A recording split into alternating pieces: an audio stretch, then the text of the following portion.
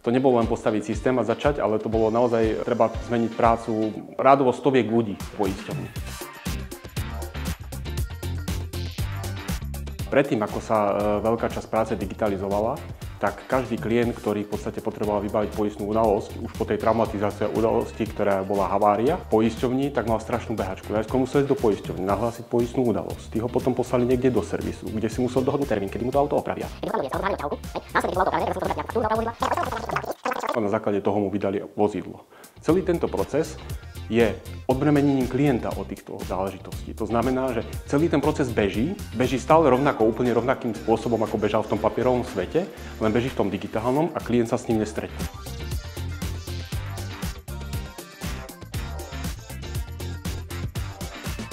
Začali sme nejakými 5, následne 10, 20 servismi a dneska v Čechách ten systém používa viac ako 1500 autoservisov pre Generali Českú poisťovňu. Ten projekt bol v rámci aj Generali Českej poisťovny, aj v rámci POSAMu vyhlásený ako najlepšie projekty za nejaké obdobie.